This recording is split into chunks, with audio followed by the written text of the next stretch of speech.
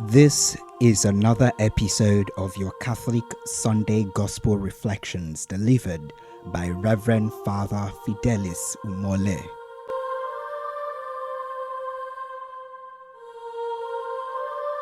Amen and amen. Today we celebrate the 33rd Sunday of the ordinary year, the penultimate Sunday before the last Sunday of the year. And as we celebrate today's liturgy, the readings continues to remind us that the end is gradually coming. And that is why the reflection of today is titled, The End is Near.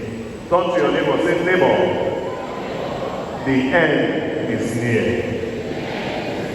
Turn to another neighbor, say, neighbor, the end is near. Look for a third neighbor somewhere, say, neighbor, the end is near. The end is near. Many a time, a lot of us are busy with life, busy enjoying ourselves, busy living and moving on, that we find it difficult to remember that a day is coming when everything will end. One of the things that people don't want to hear at all is what? Death.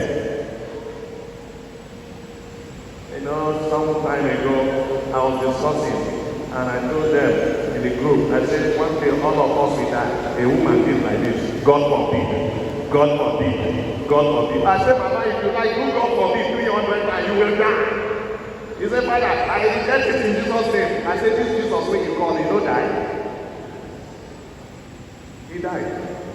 So the end will surely come for each and every one of us. Because whatever has a beginning must have an end.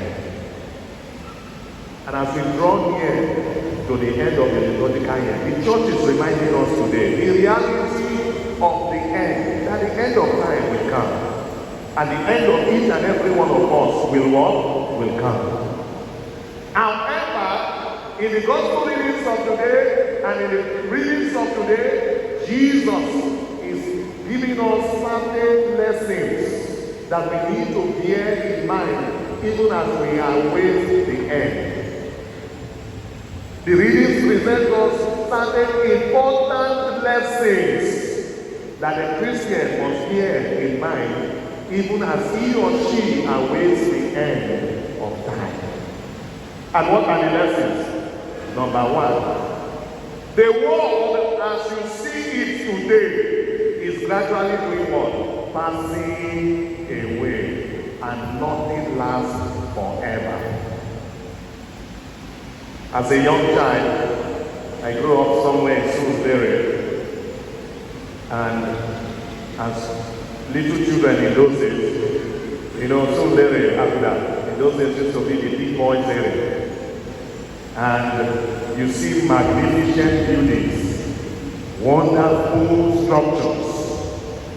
And some years ago, precisely 3 years ago, I decided to take a drive back to that neighborhood, at least to have a feel of what the neighborhood looks like now. And I drove down to that particular neighborhood and to the particular streets. Some of those buildings are still there. But what has happened to them? They are now old houses. And I said to myself, in those days, this used to be all there is. But what has happened? If they dash me those houses today, I will not go accept anyone. You know why? Because life, the world as you see it, is gradually doing what? Passing away. Today, Jesus entered into the temple in the gospel reading of today, and there were men and women who were admiring the structure of the temple, the stones with which the temple was adored, and they were admiring the beauty of the temple, and they said, oh, this is the best that has ever been. And Jesus looked at them and said, a time will come when not one stone will be laid on another in this temple. And some of them would have looked at him and said, oh, God, you get grace. But Jesus knew what he was talking about, because he knows that nothing lasts forever in the world in which we live. Everything is passing away. I visited a family, and there was a quarrel between the husband and the wife. The husband had just built a very magnificent building, and he is planning to buy another land and build another one. And the wife is saying, no, we no agree. And they invited Father to come in, and he came into the matter. And the wife is saying, Father, I will not allow you to build another one. I say, why? He said, because he put all his energy, all his resources in building this one house. We are okay with this one. He wants to build another one. He said, Father, after I build that one, I will build another plaza. After I build that plaza, I will go to Enugu. I will build another one in Enugu. After I build that one, I will go to Onitsha. I will build another one in Onitsha. After I build that one, I will go to Abuja. I will build another one in Abuja. After I build that one, I said, you never even finish the one with your wife. Say, no, you get planned to continue to do what? To build and build and build and build and build. And the wife said, Father, please, can you ask him a question? And I said, what is the question?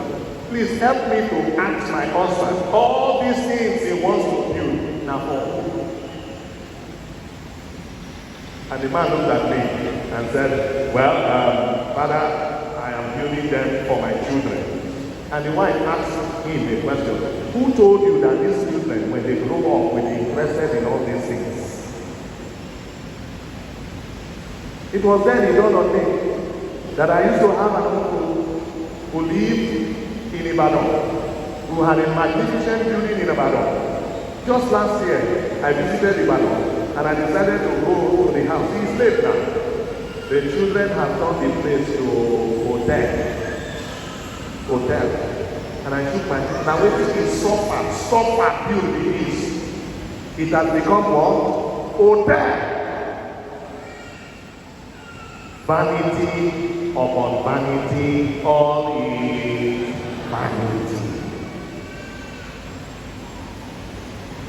And these material things are the things many of us are struggling, running after. We are ready to do anything and everything to attain these material things.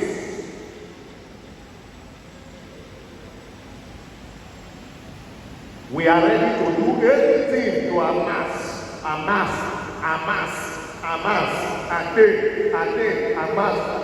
so much wealth for ourselves. And I ask, how many of it will you use? How many?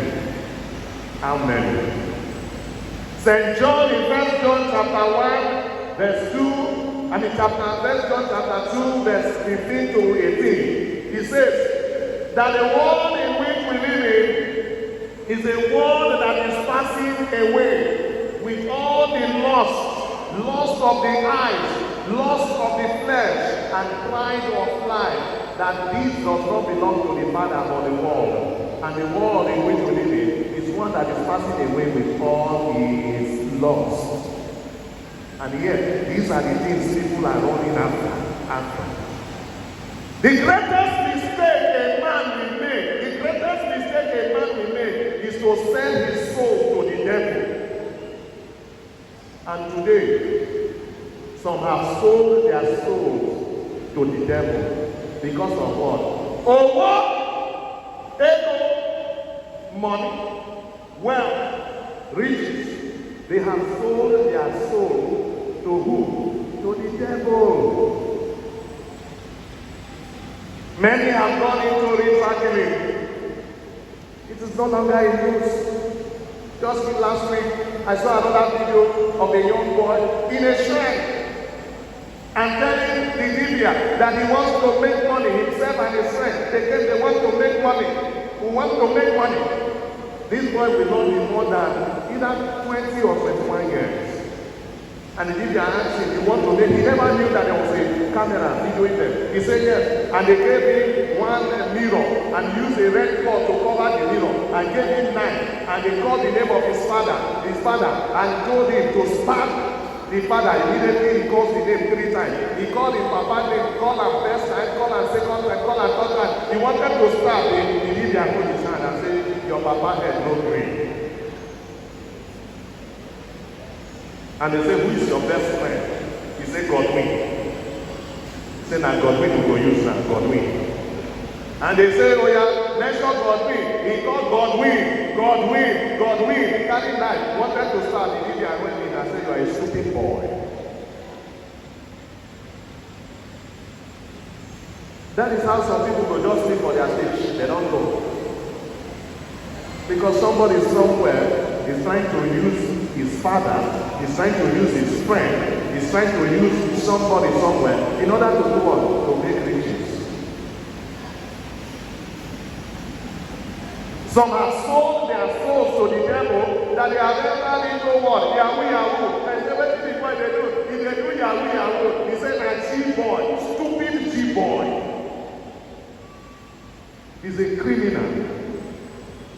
And by that action, he has caused pain and sorrow to so many. And his mom said, I asked one of my lady friends, I said, who be your boyfriend? What does he do for a living? He said, Father, you don't understand. I said, what does he do for a living? He said, Father, now Yahoo. I said, Yahoo your soul one day. And this is prevalent in our society. And nobody is saying anything. Nobody questions what is the source of your wealth? What is the source of your riches? Where do you get this from? A boy who is supposed to be in 200 level, 300 level in the university, his father is a poor man, his mother is a poor woman, they have no means of livelihood, but he's driving a car. How? As a young seminarian, I walked in at a parish in Ikorodu. There was a man whose son, all of a sudden, brought in Mercedes-Benz, Benz, to the house. And the father did not say anything. He asked him who owns the Benz, and the young man said, "Na me get am, Papa." The father said, "Who owns the Benz?" He said, "Papa, na me get am." The father didn't say anything. The next thing the father did was to take Okada, run to the nearest police station, call police, and brought police to arrest the boy. And the father said, "I know I'm poor, my wife is poor. How the boy changes this photo, we need to know. And only police will help us to know." That was a good father. The mother ran to the church and called the parish priest and said, "Papa, please, Father, come and help us. My husband go arrest his own son." Some parishioners, they say the man is a foolish man. The man is a stupid man. The man says, I may be stupid in your sight, but in my own side I'm not stupid, because I know I am doing that which is what? Which is right. But today, how many of us parents can actually ask our daughters? You have a daughter who is in the university, and yes, she's using iPhone 14. Do you know how much iPhone 14 is? Where did you get it from?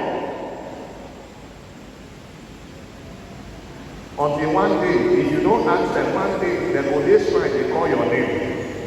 Because if they have no other means, they will call your name, serve you, you will commit that money to them. Somebody say, God forbid.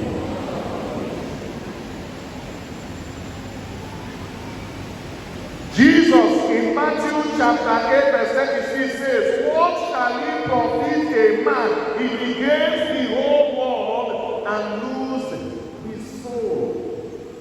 What shall it profit a man? And yet, we run after these riches, we run after this wealth, we run after these material things. Vanity upon vanity, all is vanity. That is said by the richest man who ever lived on earth.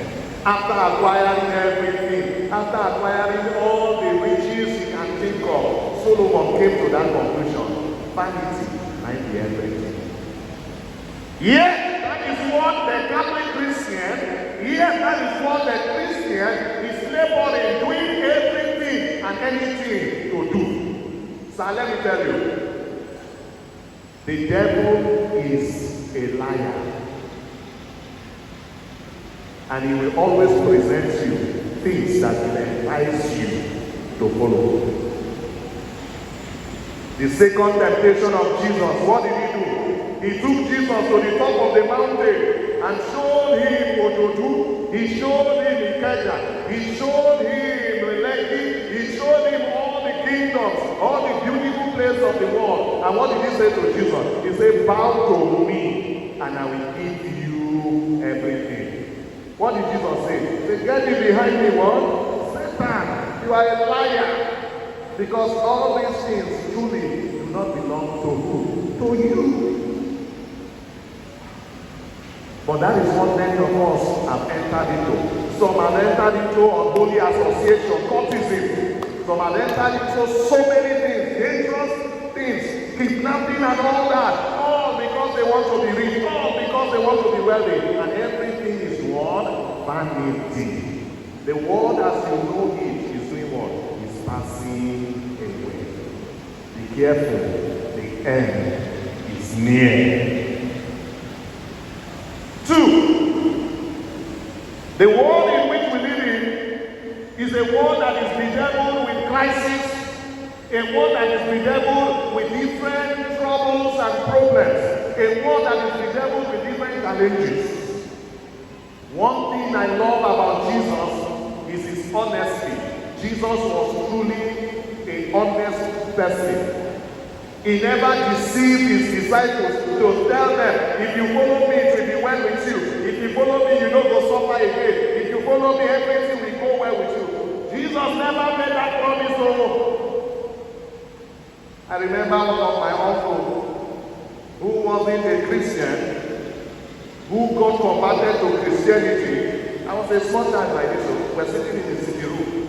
And he asked a question that I still reflect on, even as an adult till today. He said, since I become this Christian, I never even buy one car, join the cars where I get. What kind of Christianity did this one? Why the one time you say if I become Christian, everything will be well with me? As a child growing up, I looked at him in my mind. I said, what is he talking about? And I carry that well. Every day I reflect on it. He became a Christian, yet he cannot boast of one thing he has had. Which means he became a Christian because he thought that when he becomes a Christian, there will be no more trouble. And there are many Christians today who think that as long as I become Christian, everything will be fine with me.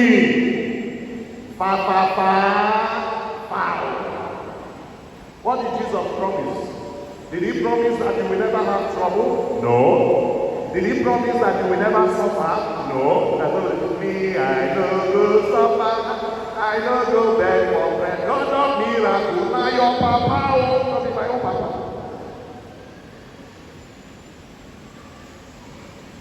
That is not what Jesus promised. Look at today's gospel. What he promised is that you will have tribulations. What the promise he made, he said, before all these will take place, you will have tribulations, so you will have trials. Before all this will take place, terrible things will come your way. Before all this will take place, betrayal, your parents will betray you, your friends will betray you, your kinsmen will betray you. That girl where you say, now my paddy, she will betray you when that time comes.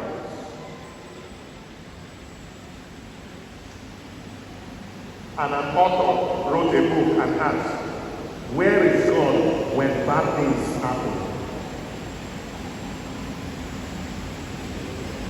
And Jesus today tells us, these bad things will surely happen. He said, you will hear of war. You will hear of calamity. You will hear of climate change. You will hear Calamities that are beyond your control. And today, we have floods all over, destroying lives, destroying properties, destroying so many places. He said, you will hear of it. It will happen. He himself said, oh, it will happen. There will be killings. It will happen. But in the midst of this, what must the Christian do? That is the question. In the midst of the sufferings and the challenges that confront me in life, what must I do? You know, I once told somebody, I said, there is nobody here who does not have challenge. You see everybody, they smile. The problem when they follow some of us now mighty. There is nobody who does not have challenges that he or she is facing. They say all these are the life ground with balance. Now they got on the one way gets to market. But in the midst of all these difficulties that confronts you as an individual, confronts you as a family, confronts you as a people, in the midst of all this, what must we do? And what did Jesus say? Perseverance will win you your life. The Christian must learn to persevere. The Christian must learn to persevere. Which means the Christian must never give up in the face of the difficulties, in the face of the challenges, in the face of the hard times. He must never throw in the towel. He must never give up on who? He must never give up on God and give up on himself. Give me the grace to follow, abundant grace to follow. Give me the grace to follow. Your grace is enough for me. Give me the grace to follow, abundant grace to follow. Give me the grace to follow.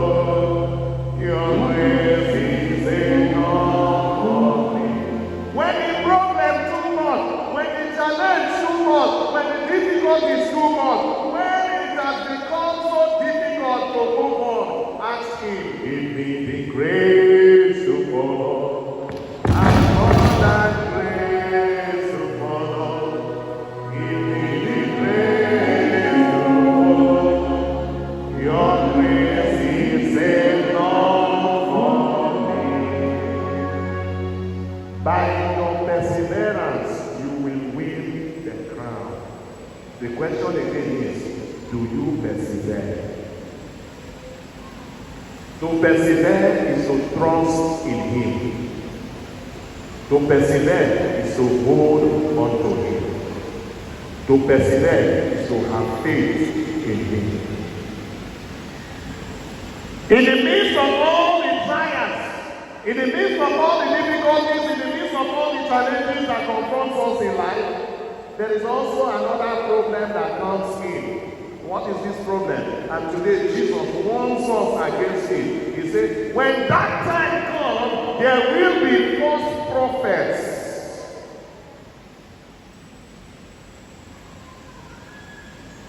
When that time comes, there will be what? False prophets who will arise and say, I am he. Who will arise and say, come to me. Who will arise and say, what? I am he. What did Jesus say? He said, beware of them. Do not join them. This is the era of false prophets in our world. Era where people move from house of prayer to another, from one place to another, from one tibia to another. They are moving here and there. I told somebody recently, I said, tibia don't get signed again. Oh, tibia get inside church. He don't turn his mind to house of prayer. A man said to me, he said, Father, see road to me. I said, the road that is in the one where they see you, so I don't get another one. He said, I said, to go where there is zero. I know many of them they go where they see road. True or false? They're not going to answer. True or false? Amen. They go where they see road. Brother, they see road. Sister, they see road. And I ask myself, as they see road for you, how your life will better pass my own? False prophet everywhere. Many families have been torn apart because of these false prophets. I met a lady recently crying to me, Father, I beg, help me. I said, what is the matter? He said, Father, my mama called me. Then he said, they go where they go pray prayer. When they reach there, they pray good prayer. Now then they come there and say, now me. Now they do my family. My mama call me, they shout for me, Holy Ghost fire kill you! Holy Ghost fire kill you! Holy Ghost fire kill you! Now I ask the girl, I said, now you may really do your family. He said, you see this wahala.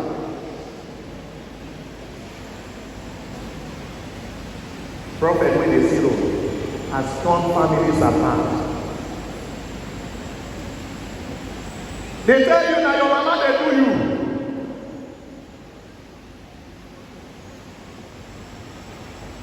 Now your wife they do you.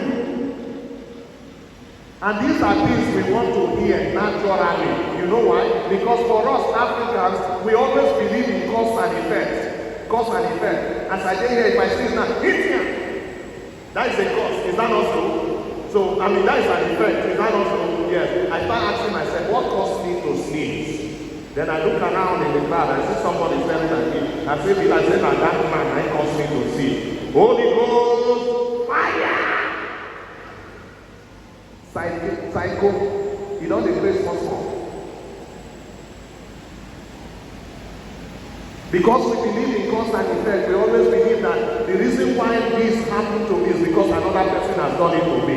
Sir, nobody is after you, you are the one after yourself. And because we believe in this, and the false prophets understand this, what does he do? He exploits it. And you come to him, he said, brother, where they see you, your mama they are like, now your mama is there. Say that now your mama they do you. Now your mama don't carry your destiny, go say you go make her. And you ask her, the mama don't kill you when you dey young. The mama don't kill you when you dey university. The mama swear, send you go school finish. And yes, now the mama they do it. I told somebody, I said, go and ask your mother for forgiveness. Because what is doing it is yourself. A priest was on his monkey, traveling from Badagry down to Texas. And he saw a group of people on the road. He decided to give them a lift.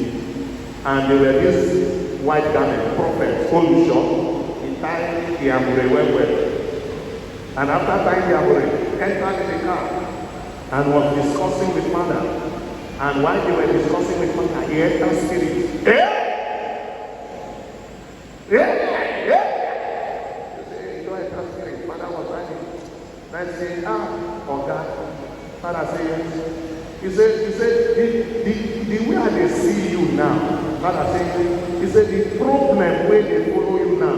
He said, yeah. He said, you know the cause? Father said, no. You don't know the cause of your problem? He said, no. He said, that woman where you go for house, your wife.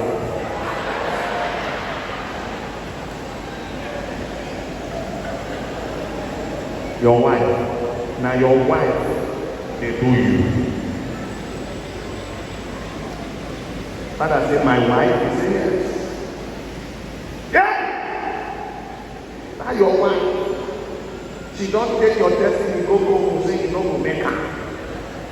Now they can say, you go dey struggle, go dey struggle. You know the progress. I can tell you the name of the priest, you go and verify. Father said, my wife. He said, my wife. He said, yes. As they reach my mom, Father back him up to say, please come down. He said, okay, I never finished the vision. He said, now here your vision is cut down. When they came now, he said, let me tell you, I have no wife, I'm a Catholic priest, and I'm a celibate. He drove off. Assuming he was actually married, what would have happened to him? He would have believed. Simple psychology, he would have believed. And if he had believed, what would have happened? He would have gone home and started scattering his house. Now my wife, they do me. Now my kids, they do me. And that is why Jesus said, beware! Beware of false prophets. They are everywhere. They are everywhere. In the name of brother with the zero, brother with the vision, brother with the prayer. I told somebody, I said the prayer where I pray for myself is better than the prayer anybody will pray for me. My prayer I pray for myself is more powerful than the prayer you will use your mouth to pray for me. It's not possible. And yet they move from place to place. I remember one of our secretaries in the parishes I worked. I was going for mass as an assistant priest. I ran mass at the house station. I was driving out for mass. I see secretary carry cutlass. Everybody with cutlass. I said, secretary, I couldn't talk because we don't talk before mass. I drove off. When I came back, she was in the office. I said, cannot vessel. I see you this morning. I feel like say you hold room for hand. He said, Father, not the room, now cutlass, I hold for hand. I said, cutlass, he said, yes. Cutlass, he said, yes. Where should I go check and do? He said, I pray I will go somewhere for it, and I will go to prayer. My brother said, oh, we call cutlass. Make we behead any of our enemy, cut our enemy. I said, I hope you don't cut brother head away when you do your prayer. He said, cut your enemy head. I said, you come here, brother, pull on the cutlass, no, see whether you don't go down. And that is the places where many of us go. Those are the people we believe going. Finally, still talking about the false prophets. I celebrated a wedding some few years ago. And this young man was doing well. But all of a sudden, certain things happened in his business. Things weren't going well. And they went to one woman. And the woman told them that the wife will just marry. Now make the business they go down. The young man came to me and said, Father, what do you? I said, look, there is economic situation that is affecting even Nigerian government. We dey borrow money. Things are not going well. It may just be as a result of the economic situation. He said, no, Father, even I say my wife now in or band everyone. I make my business they go down. I say, brother, when you start thinking like this, you will never be at peace with your wife at home. Then somebody took them. They said there's one brother in Onitsha. Took him to Onitsha. And when they got to brother entered spirit. You know that they enter spirit where he enters spirit, he gives vision. He say, now your wife they do you. Now your wife they do you. Now your wife they do you. Now your wife they do you. And that happened. And brother said, I will take you to my spiritual father. This deliverance I don't go one, and my spiritual father go one. And he took his wife, himself and his wife, they went with brother to his spiritual father, thinking it would be a reverend father. Because this brother they say a charismatic brother. Thinking it would be a reverend father, only for them to get to the point, and when they get there, it was a Libyan. And I asked him, I said, boss, did you enter? He said, Father, I don't reach there finish. He said, there's no going back. He's already there. And they entered, he just began to do things. The wife that didn't see her period, all of a sudden, the period came. The Libyan got angry. The wife said, Father, while we were there, I was just saying, Hail Mary, full of grace, the Lord is with you. Blessed are you among women. Because she doesn't even know if the husband connives with his brother or if they even want to use her to do ritual. She doesn't even know why she's there. The Libya got angry and said, this woman should be taken out of here. She didn't even know that she was already menstruating, but the Libya knew. I said, take her away, it was spent with you. Take her, come out, it was spent with you. They carried the woman out and told them after some days, they should bring her back, that this is what they must want. What did the woman do?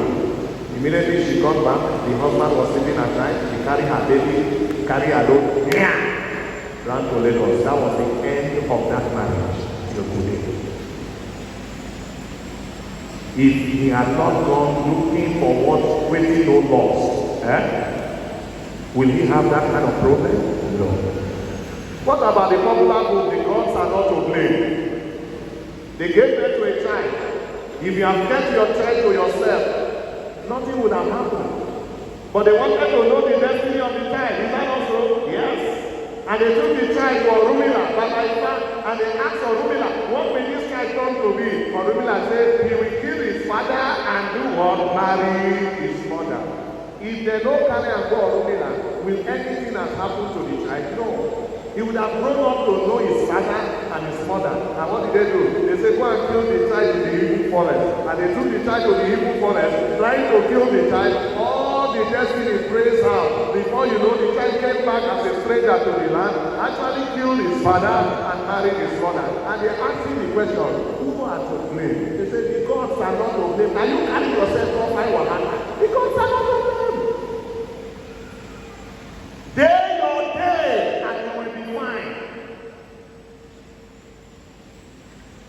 Day your day, and you will be fine. Trust in Him. Have faith in Him. Hold on to Him, and you will be fine. But immediately you come up from your day and you enter into that stream that flows down, it will just carry you. And it will always end in destruction. As I'm talking to you, there are brothers and sisters who know they see eye to eye. Because one prophet somewhere say, now your sister they do you. Now your brother they do you. Now your uncle they do you. Now this one they do you. Now that one they do you. I was with a family and they gave them a call. They say, Uncle so don't die. They were rejoicing. Hey, Uncle don't die. He don't die. At least you now have peace enough. I said, you are rejoicing over the death of someone. Up to today, please never know. Uncle don't die, go. I said, that is Uncle not what they do now. Now. They do yourself. A priest once said to me, he said, Father, after he counseled somebody, he came to the conclusion that the greatest enemy of man is himself. And Jesus in today's gospel warns me and is warning you, the end is near. Be careful of false prophets. The end is near. Do not get attached to materialism. The end is near. The world as you see it is gradually passing away. May God bless His words in our hearts to Christ our Lord.